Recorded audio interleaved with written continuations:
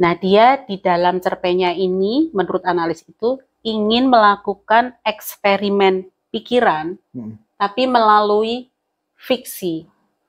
Jadi, dia ingin melihat seperti apa reaksi pembaca ketika dihadapkan pada eksperimen pikiran semacam ini. Orang harus melarikan diri dari negaranya sendiri, meninggalkan negara, karena di situ ada konflik. Dan mereka berharap ketika masuk ke Amerika itu akan memperoleh hidup yang baik. Ternyata enggak. Karena impian itu. Jadi itu American Dream itu betul-betul apa ya? Untuk mencapai American Dream itu dibutuhkan suatu usaha yang luar biasa keras dan penuh penderitaan. Dan tidak selalu bisa tercapai. Kalau nggak salah peribahasa Rusia sih itu bahwa terjemahan itu serupa perempuan gitu kan. Kalau setia dia tidak cantik, kalau cantik dia tidak setia. Mangkel pasti saya dengar itu kalau perempuan ya, harusnya kan laki-laki juga bisa kan. Kalau setia dia nggak ganteng, tapi kalau ganteng dia nggak setia. Nah itu, dan memang benar sulit untuk mencari itu. Ya cukup ganteng dan setia itu.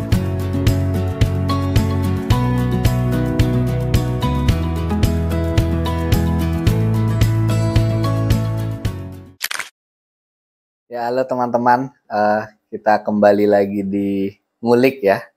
Saya senang nih karena kali ini kita main atau berkunjung ke tempatnya Mbak Endah. Mbak Endah ini sebenarnya lebih banyak di kerja dunia arsitek sebenarnya Mbak ya. Baru belakangan beliau menggeluti profesi baru sebagai penerjemah paruh waktu, lebih tepatnya membantu para penerbit Jogja gitu dengan kerja-kerja terjemahannya. Dan terjemahan yang paling baru itu kemarin diterbitkan oleh Gading ya Mbak, Amina Wadud. Kalau di Pocor dan Tanda Baca, Mbak Endah sudah menerjemahkan 4 judul, Gerombolan Kucing sama seri esai-esai Toni Morrison. Jadi kali ini kita akan lebih banyak ngobrolin itu. Apa kabar Mbak? Baik. Kalau giginya oke? Giginya oke, giginya sebentar lagi udah dilepas ini. Alhamdulillah. Iya, bagus kalau dilepas nanti. Iya, ya ini kan hanya sebentar ya, hanya 1 tahun aja. Karena untuk merapatkan aja, sekedar merapatkan. Ya kan kalau usia kita bertambah, itu gigi kita juga berubah. Gigi kita berubah. Nah ini gigi saya dulu ketika masih agak muda. Kenapa kita jadi ngomongin gigi? Untuk awalan, Mbak, sebenarnya ini kita tuh mau lebih banyak yang nanya tentang proses penerjemahan. Boleh? Mungkin sebagai awalan, Mbak bisa cerita sedikit sebelum nanti masuk ke obrolan tentang buku yang dibaca dan tanda baca. Bagaimana kira-kira waktu itu awal mula Mbak Endah masuk ke dunia terjemahan buku? Oke, jadi sebenarnya kalau menerjemahkan khususnya dari bahasa Indonesia ke bahasa Inggris itu sudah lama sekali karena kebetulan pekerjaan saya itu mengharuskan saya menulis proposal dalam bahasa Inggris dan dalam bahasa Indonesia plus membuat laporan dan juga meringkas berita-berita dari bahasa Indonesia, kemudian ringkasan itu saya terjemahkan ke dalam bahasa Inggris. Jadi sudah lama sebenarnya, tetapi itu bukan 100% sebagai penerjemah, itu bagian dari pekerjaan saja. Nah dari situ saya merasa bahwa terjemahan saya oke lah, gitu ya. Ya karena dan bahkan ada salah satu ini agak sedikit ya, flexing sedikit. Ada salah satu profesor dari MIT, namanya Profesor Goddard, itu yang terpesona dengan terjemahan saya. Karena saya memberi judul laporan itu, laporan teknis ya ini ya, laporan teknis tentang pembangunan rehabilitasi dan rekonstruksi pasca tsunami di Aceh. Itu saya beri judul The Song of the Sea, itu judul laporannya itu. Jadi bukan judul yang teknis. Puitik berarti ya? Iya, begitu. Nah dari situ saya semakin senang. Nah, yang secara serius menerjemahkan buku sastra ya, itu yang mengajak Kang Salim, Hairus Salim, itu juraganya penerbit Gading. Iya, nanti saya tunjukkan bukunya. Bisa saya tunjukkan sekarang? Boleh, boleh. Oke, tapi saya harus ke situ ya sebentar ini. Ini sudah saya siapkan kan? Mas Salim harus bayar kami ya. Saya promosikan bukunya Mas. Ini judulnya, ini Seribu Bango. Ini karya Yasunari Kawabata yang dalam bahasa Jepang itu Zensuburu. Kemudian dari bahasa Jepang diterjemahkan oleh siapa itu ya waktu itu namanya ya, namanya aduh nggak ada di sini, tapi seharusnya ada ini, tapi kenapa nggak ada di sini ya? Tahun berapa nih Mbak? Ini pertama kali itu tahun 2015. Oh, lama jadi banget tuh. Sebenarnya 9 tahun yang lalu sudah lama, sebenarnya sudah lama sekali, tetapi kan saya ya seperti yang tadi Eka bilang, ini kan saya paruh waktu aja ketika agak lega saya mengerjakan seperti ini. Nah dari sini ini covernya seniman terkenal dulu, siapa namanya? Mas Alit Ambara. Oh ya, Alit Ambara. 2015 tuh ya, generasiku Ambara. Baru pertama kali nyemplung ke dunia penerbitan. Itu, ini saya menerjemahkan ini yang pertama. Ya, dan setelah itu yang kedua itu Kawabata juga. Itu diterbitkan IBC. Apa itu? Indie Book Corner sama Irwan Bajang. Ada ini yang judulnya Perempuan Cantik yang Terlelap.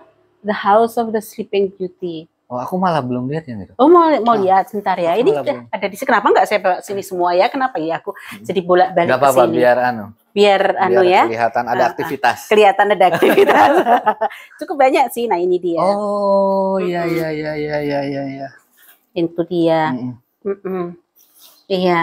Oke. Ini. Nah, dan ini tahun 2017 ya. Itu 2017. Jadi kan cukup lama ini jaraknya ya. Tapi kayak seingatku saya nerjemahkan juga di antara ini dan yang Seribu Bango ini, dan ini menurut beberapa teman penyuka Kawabata itu halus sekali penerjemahannya, karena memang ini dikerjakan lama, jadi sebelum dibeli oleh penerbitnya itu sudah saya terjemahkan dulu. Iya, jadi punya waktu cukup banyak untuk memperhalus. Beda dengan yang Seribu Bango ini. Yang Seribu Bango ini dikasih waktu cuma 4 bulan. Dan itu pertama. Jadi menurutku kaku yang ini. Yang ini jauh lebih. Yang ini kaku, yang ini jauh lebih bagus. Ada temen yang dia juga ahli bahasa yang mengatakan bahwa ini terasa bukan terjemahan gitu, saking halusnya. Dan untuk yang ini aku sampai mempraktekkan, karena ini kan tentang perempuan-perempuan perawan-perawan 15 sampai 18 tahun gitu yang ditiduri oleh orang-orang yang udah tua, yang udah hampir yang menjelang ajal gitu kan. Jadi tapi nggak boleh berhubungan badan. Jadi sekedar ngeloni lah, kalau orang Jawa bilang ngeloni. Dan apa itu sampai misalnya posisi tangan ketika tidur, terus kemudian posisi ketika ngolet gitu. Itu ditulis di sini sangat erotis gitu, sampai saya praktekkan supaya saya bisa menemukan kata yang pas untuk menerjemahkan. Berarti yang pertama itu justru Gading itu ya? Iya, yang benar-benar buku. Jadi Mas Hairus Salim ini salah satu penerbit atau pelaku buku senior di Jogja. Beliau juga yang akhirnya mengenalkan kami dengan Mbak Endah. Oh iya. Saya ingat waktu itu kami lagi ngobrol di samping rumah, Eka coba kamu kerja bareng sama Mbak Endah waktu itu kira-kira. Terus aku ingat kami punya draft gitu, antologi tentang cerpen bertema kucing. Oh iya. Oke. Akhirnya itu yang pertama kali kami minta untuk Mbak Endah terjemahkan. Itu juga pertama kali kami kenal Mbak Endah. Yang pengen kami tahu lebih jauh, gimana waktu itu Mbak Endah mengulik terjemahan kucing ini, karena kan secara teknis itu penulisnya udah penulis lama. Iya, penulis senior. Kemudian cara mereka menulis juga beda-beda. Kemudian walaupun temanya sama, segala hal tuh kayaknya beda. Betul. Mbak nguliknya tuh gimana tuh? Wah, itu dia. Itu kan ada berapa sih? 9 ya bukunya ini ya. 9. Ada 9. Nah, dari 9 kucing itu Itu ada beberapa yang sederhana yang saya sudah kok jadi asa ya, yang aku udah kenal baik. Cerita-ceritanya apa sih, kayak kucing bersepatu itu apa sih? Kucing bersepatu itu bot. Ya kucing bersepatu bot, terus Black Cat, ya kalau Black Cat aku malah udah Tobermory itu. Jadi ada 3 itu. Nah itu udah sangat familiar sehingga menurutku waktu itu mudah. Tetapi ada satu atau 2 ya waktu itu ya, yang susah sekali diterjemahkan, itu kucing Schrodinger. Nah, Schrodinger's cat dan Schrodinger. Apa itu Schrodinger? Baru tahu bahwa itu fisikawan. Fisikawan mana sih itu dia? Sebentar, di sini ada penjelasan. Sudah lupa saya yang kira-kira waktu itu Mbak banyak searching tentang mekanika. Oh iya, itu tentang dia ahli fisikawan, dan ini Schrodinger itu memang melakukan percobaan ini mind experience, kalau eksperimen, gimana sih, eksperimen pikiran, percobaan pikiran menggunakan kucing itu di dalam fisika kuantum, bahwa kucing itu ditaruh di dalam kotak gitu, terus dikasih racun atau pistol, aku lupa waktu itu ya. Bisa dilihat kok, itu banyak di YouTube ya, kucing Schrodinger itu. Kemudian ketika kita dibuka setelah dikasih apa itu namanya rangsangan, itu eksperimen pikirannya tuh gini, ini kucing ini dalam kondisi mati atau hidup gitu, atau kedua-duanya gitu. Itulah katanya fisika kuantum. Jadi ketidakpastian, hal-hal yang terkait dengan ketidakpastian. Nah, ketika dibuka itulah kita baru tahu si kucing itu mati, hidup, hilang, atau kedua-duanya. Tapi saya tetap gak mudeng. Nah, cuma kemudian awal dari cerpen itu membingungkan. Di aslinya pun membingungkan. Jadi aku browsing gitu, mencari-cari informasi, dan ternyata memang cerita itu banyak dibahas, dan beberapa analis sastra ya, tentunya online ya, itu menyatakan bahwa Ursula Le Guin ini memang terlahir dalam keluarga ilmuwan, gitu, yang suka dengan eksperimen fisika, eksperimen kimia seperti itu, dan dia suka sekali memang menulis tentang eksperimen itu dijadikan setting untuk cerita-ceritanya. Nah, dia di dalam cerpennya ini, menurut analis itu, ingin melakukan eksperimen pikiran, tapi melalui fiksi. Jadi dia ingin melihat seperti apa reaksi pembaca ketika dihadapkan pada eksperimen pikiran semacam ini. Nah, sebenarnya setting dari kucing Schrodinger-nya Ursula Le Guin itu adalah kondisi mau kiamat lah. Ada panas, kompornya itu bisa nyala sendiri. Terus kemudian ada sepasang suami istri yang perempuan itu bisa merotoli gitu ya, dan perutelannya potongan-potongan tubuhnya itu bisa berubah menjadi macam-macam, berubah menjadi ayam. Itu kan sulit sekali untuk dibayangkan. Di logika ya, benar. Memang ini, jadi saya waktu itu berusaha membayangkan film kartun. Jadi sebenarnya ini lucu. Terus kemudian ada tukang pos datang yang dia kemudian menjelma anjing. Itu betul, kan ya, ini betul. Artinya tokoh utamanya, salah satu tokoh utamanya itu. Terus setelah macam-macam gitu. Nah, ini dia. Endingnya itu adalah ternyata ketika betul-betul dipikir, dikaitkan dengan percobaan Schrodinger itu, percobaan fisika kuantumnya Schrodinger, itu siapa namanya ya itu ya, anjingnya sama tokoh laki-lakinya, saya nggak tahu itu laki-laki apa perempuan dan manusia atau binatang, itu mereka lah sebenarnya objek dari percobaan itu. Jadi mereka itu pengganti kucing, karena di terakhir di penutupnya itu atapnya terbuka. Jadi atap rumah itu terbuka, seolah-olah itu atap kota yang terbuka. Ya, betul. Terus mereka tidak tahu ada di mana. Mereka melihat langit-langit itu. Nah, disitulah, oh, saya mikir, oh ini ternyata ini kan di sini ya. Jadi gimana sih? Iya, rover, namanya rover. Ya, jadi mereka bingung. Ini kami ada di mana ini gitu. Ternyata kayak ruang buatan ya. Gitu ya? Bukan, jadi rumah seperti rumah saya ini adalah kotaknya untuk wadah kotak untuk eksperimen itu. Dan yang jadi objek eksperimen adalah rover anjing itu sama salah satu tokoh utamanya itu si pemilik rumah itu.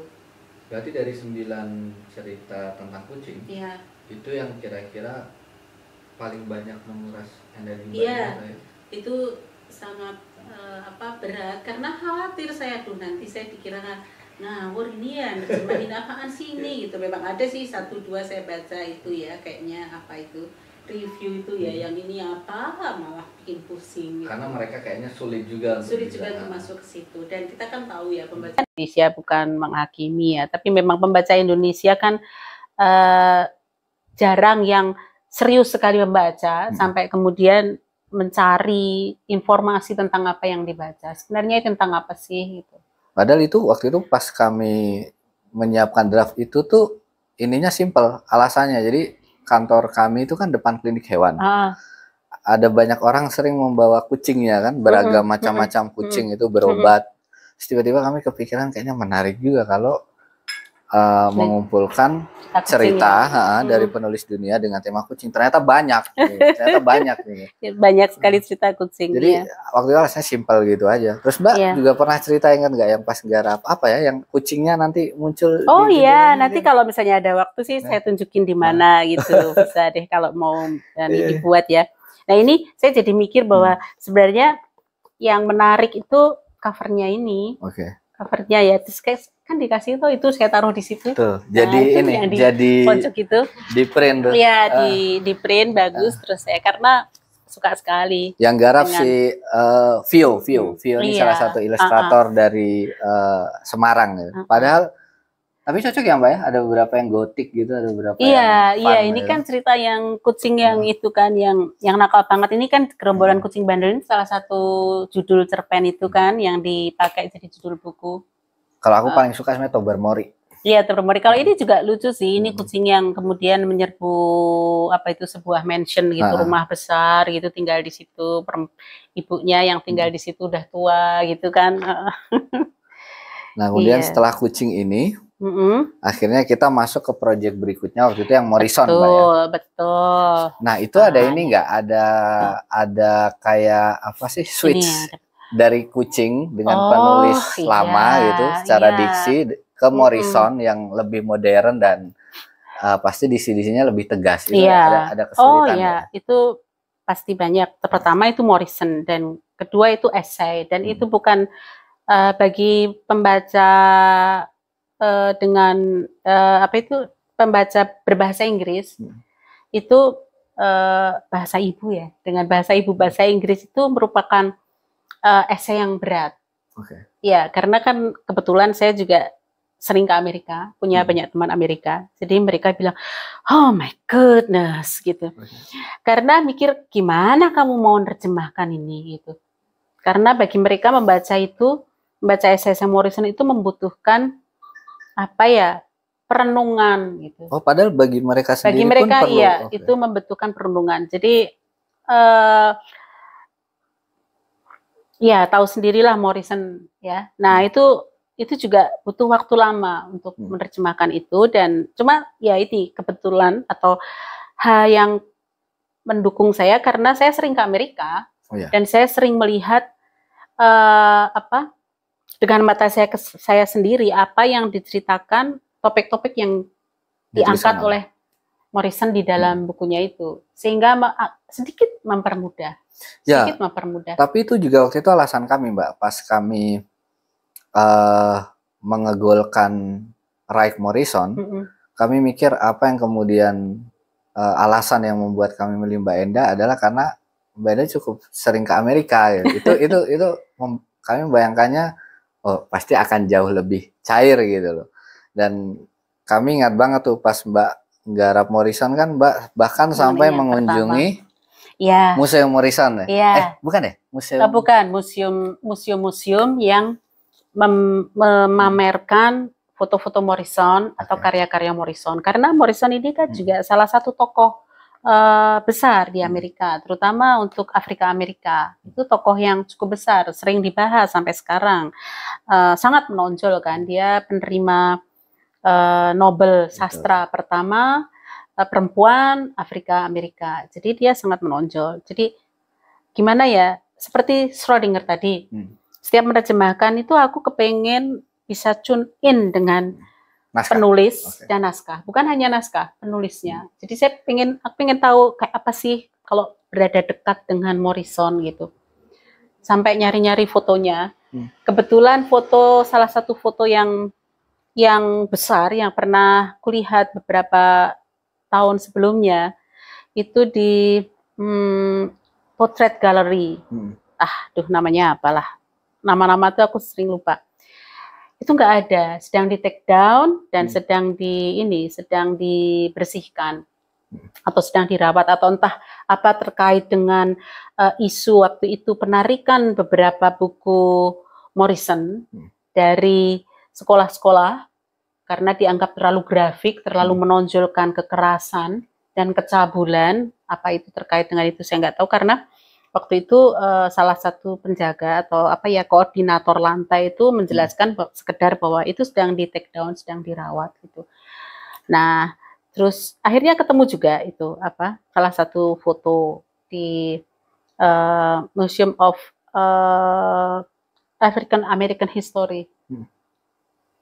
Kayaknya itu. Itu pas tahun kemana ke sana? Tahun berapa ya? Aku setiap tahun, kadang-kadang tahun 2 kali, jadi aku juga lupa. Menerjemahkan ini kayaknya ya? Apa itu pas proses menerjemahkan ini? Iya, itu proses menerjemahkan. Jadi ini memang aku kerjakan lebih banyak di Washington DC. 2021 ini kan? 21. Pas ya itu kan, pas Eka minta aku menerjemahkan ini kan kemudian beberapa bulan kemudian aku ke Amerika. Oh iya, itu pas pandemi juga ya? Iya, itu setelah pandemi.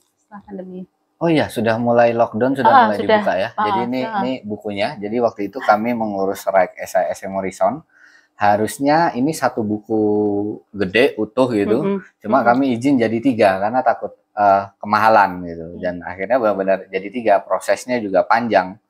Terus Mbak Enda sendiri ini nggak Mbak sebagai perempuan, sebagai jelas penulis dan pembaca juga. Apa yang kira-kira menarik selama Mbak Enda menerjemahkan Morrison? Apa ya? Banyak sekali, terlalu banyak untuk bisa dirangkum ya. Tapi yang pertama bahwa ternyata khusus ini personal ya, subjektif ya. Itu aku tuh punya banyak sekali privilege gitu. Dari kecil sampai sekarang ini menjadi oma-oma gitu ya. Oma-oma gaul ya. Itu aku merasa punya banyak privilege gitu dengan menerjemahkan itu. Begitu banyak perempuan yang yang mengalami atau manusia pada umumnya yang mengalami begitu banyak penderitaan dan mereka harus betul-betul struggling gitu untuk memperoleh kehidupan yang layak dijalani gitu. Kayak begitu banyak baru sadar betapa masifnya perpindahan manusia ya. Mobilitas, kalau mobilitas itu terkesan enteng, tapi orang harus melarikan diri dari negaranya sendiri, meninggalkan negara karena di situ ada konflik dan mereka berharap ketika masuk ke Amerika itu akan memperoleh hidup yang baik. Ternyata enggak. Tanah impian itu. Jadi itu American Dream itu betul-betul untuk mencapai American Dream itu dibutuhkan suatu usaha yang luar biasa keras dan penuh penderitaan. itu, dan tidak selalu bisa tercapai. Itu. Terus apa lagi tadi yang ditanya? Yang kira-kira ya apa yang Mbak terus dapat dari proses menerjemahkan? Apa ya? Atau kesulitan-kesulitan pas menerjemahkan, kan sempat kita diskusi juga waktu ya, itu. Oh ya, itu jadi kan yang apa yang nomor berapa yang ini apa ya? Yang nomor 2 ini ya, yang tak terkatakan, tak terucapkan ini, yang volume 2 ini kan. Nah, ini kan di sini yang banyak menyoroti migrasi, kemudian kaum barbar yang mendobrak apa itu gerbang untuk menguasai suatu wilayah yang bukan milik mereka. Ya kan ini ya. Terus ingat berbagai hal yang terkait dengan ya itulah kekerasan, terus bagaimana waktu itu perbudakan yang ngeri sekali, yang aku sempat bilang, Kak, aku minta istirahat gitu kan. Itu karena habis ngelihat itu ada The Beat ya. The Beat itu kalau teman-teman serius pengen lihat itu bisa bisa googling ya, The Beat BIT Beat itu tuh ternyata pembungkam mulut gitu, kayak dari besi gitu. Dimasukin di sini dan lidahnya tuh ditekan, ada penekan lidahnya, terus dikunci di belakangnya gitu. Ngeri sekali itu, dan membayangkan itu nangis aku, maksudnya itu bisa sampai berhari-hari digitukan gitu. Itu sebagai satu hukuman. Dan salah satu apa ya itulah kayaknya di sini ya, di ini ya kalau nggak salah yang di 2 itu. Iya, kayaknya di kan Mbak juga cerita kalau Morrison nulis tuh dia banyak pakai metafor. Iya, metafornya itu sulit sekali, dan bukan sulit ya, tapi metafornya itu tidak biasa. Ya mungkin itulah makanya dia dapat Nobel. Tidak biasa, dia sering membandingkan seperti tadi itu, kaum barbar yang apa tadi itu berjalan-jalan mendobrak gerbang gitu. Itu kan menunjukkan bagaimana invasi dari satu negara ke negara lain. Mungkin dia juga berpikir negaranya sendiri ya, Amerika. Terus kemudian apalagi metafora dia itu menendang lah gitu, sulit dan nendang. Jadi ketika harus menerjemahkan juga harus kreatif, gimana supaya pas dengan yang dimaksud oleh Morrison. Walaupun mungkin juga sesekali saya gagal juga untuk menemukan padanan yang pas gitu untuk menyampaikan pesan yang dimaksud oleh Morrison. Ya, tapi memang di situ sendinya menerjemahkan ya. Tapi tetap privilege Mbak Endah cukup sering ke US, kemudian berinteraksi dengan orang-orang di sana, itu menurutku berpengaruh banget tuh dalam proses terjemahan tuh. Memang iya, bukan mudah, mempermudah, karena saya bisa membayangkan. Dan juga ketika siapa itu yang waktu itu dibunuh polisi itu loh, yang jadi viral itu loh. Black Lives Matter. Iya, Black Lives Matter itu kan movement itu sebenarnya udah lama di Eropa dan di Amerika, tapi kemudian itu diviralkan oleh kasus yang diinjak siapa polisi ya itu namanya ya. Aduh, aku lupa, aku tulis di sini sih George. Siapa sih itu George? Aduh, siapa sih, ada sih di sini yang dia ditekan pakai ini. Polisi itu kemudian viral itu. Padahal dia nggak ngapa-ngapain, hanya salah paham terus kemudian mati. Itu yang membuat apa? Terus ada lagi juga satu anak masih muda, bukan anak ya, tapi ya saya anggap anak karena usianya baru. Aku lupa ya, kita googling dulu tadi yang itu. Oke, sebenarnya ada di sini. Aku tulis di ini di catatan. Nah itu Black Lives Matter. Ada 2 yang saya tulis di sini, namanya Trayvon Martin. Itu remaja 17. Ya, itu yang terakhir, itu yang memang paling tahun 2020. Ya, 2020 itu. Nah, itu dia, itu juga kemudian menjadi daya paksa gitu ya untuk kembali menggaungkan gerakan Black Lives Matter. Kemudian di salah satu jalan utama, jalan apa ya itu ya. Itu juga kemudian ditulis di itu loh, di jalannya itu ditulis pakai besar gitu, pakai apa namanya itu ya, pakai white material. Di sana juga ada kayak yang kayak graffiti di jalan, tapi ya? di jalan ya, itu ditulis. Di jalan raya. Iya, dan termasuk di atap. Betul. Ya. Dan khusus untuk persoalan-persoalan terkait kulit hitam ini memang sehari-hari bisa kita temui di sana. Konteksnya bisa nyambung. Bisa nyambung, konteksnya bisa nyambung. Ya. Makanya waktu itu Mas Roni bilang, udah Kak, itu Mbak Endah biarin aja garap Morrison. Biar jadi spesialis Morrison aja. Iya. Seru tuh. Tapi ya Mbak ya, Mbak Endah juga jadi banyak belajar juga pasti dari. Iya. Morrison bukan hanya Morrison, setiap menerjemahkan itu selalu pasti ada proses belajar, dan itu betul-betul memperkaya. Aku menikmati sekali sih menerjemahkan ini karena bisa dalam beberapa hari itu aku fokus selama berjam-jam untuk mengerjakan terjemahan itu. Iya. Apalagi Mbak tipikal yang taat terhadap teks. Nah, itu dia kan ada aforisme siapa itu kemarin saya tulis di salah satu terjemahan yang digarap penerbit Gading, kalau nggak salah peribahasa Rusia sih itu, bahwa terjemahan itu serupa perempuan gitu kan. Kalau setia dia tidak cantik, kalau cantik dia tidak setia. Mangkel pasti saya dengar itu kalau perempuan ya, harusnya kan laki-laki juga bisa kan. Kalau setia dia nggak ganteng, tapi kalau ganteng dia nggak setia. Nah itu, dan memang benar sulit untuk mencari itu. Ya cukup ganteng dan setia gitu. Itu memang sulit, dibutuhkan proses yang lama. Ya, saya yakin banyak, mungkin saya juga belajar dari waktu itu sempat ngikutin kelas WhatsApp Anton Kurnia ya.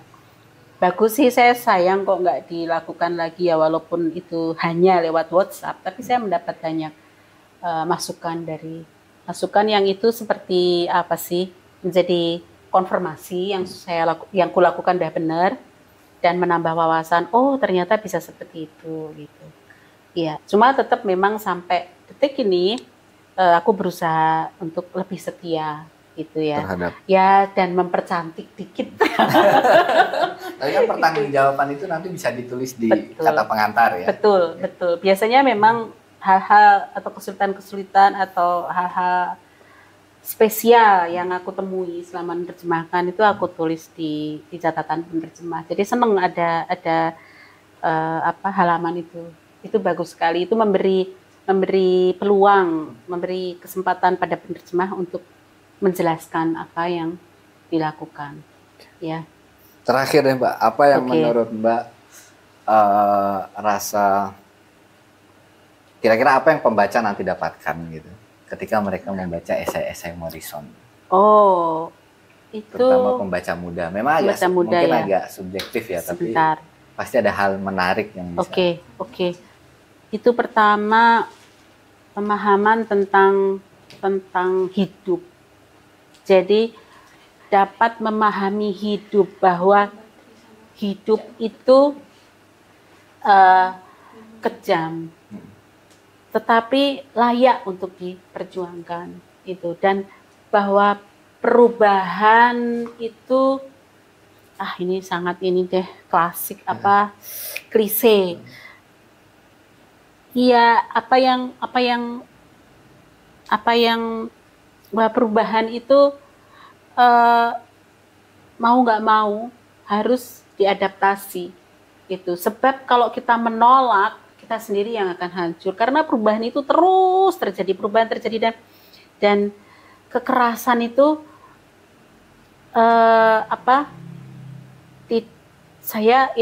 di saya ya, subjektif ya, bahwa kekerasan itu akan selalu ada, dan bagaimana kita berusaha mencari cara untuk bukan mempromosikan, saya nggak suka ya kata-kata itu, untuk bersikap lebih welas asih ya kepada orang lain gitu. Kemudian untuk tidak melakukan kekerasan itu, karena ini banyak sekali cerita ini tentang kekerasan, dan sangat ditekankan oleh Morrison bagaimana kekerasan itu telah membentuk sejarah. Sejarah itu penuh kekerasan gitu. Ya. Nah, kita kan tadi ngomongin penerjemahan, bukan mau ngomongin isinya. Kalau ngomongin isinya, aduh ini saya perlu kontemplasi lagi. Nah, nanti kita bisa ulik lagi di ini. Iya, tapi kira-kira apa ya? Bacalah coba ini bagus sekali, banyak sekali yang ada di sini, dan memperluas wawasan ya tentang manusia pada umumnya gitu. Dan kita bisa, sebagai orang Indonesia, kita perlu bersyukurlah sebusuk-busuknya. Itu harus harus disensor ya. Aku harus ngomong apa ini? Bahwa ya udahlah, nggak usah nanti di tapi ini bener loh. Jadi sebusuk-busuknya Indonesia itu kita masih cukup beruntung. Gitu. Kita masih cukup beruntung. Iklim kita tidak membunuh. Itu iklim kita kan nggak membunuh. Ya. Jadi ada 3 ini ya. Ini seri 1, seri kedua. Yang dipegang Mbak Enda, ini seri 3. Kedepannya kita masih garap lagi ya Mbak ya. Oke. Kita akan garap karya Morrison yang lain. Siap. Nanti kita tunggu aja sampai terbit deh. Mbak Enda, makasih ya sudah mau ngulik nih. Ngulik. Siapa sih yang kasih nama ngulik kemarin? Udah mau di ngulik. Mbak Enda ini tamu kedua kami. Dan semoga Mbak Enda selesai Mahfud. Iya. Waduh. Semoga Mbak Enda sehat terus. Amin. Jadi kita bisa kerja bareng dan menerjemahkan terus. Iya. Sampai jumpa. Oke. Mau pamit? Oke.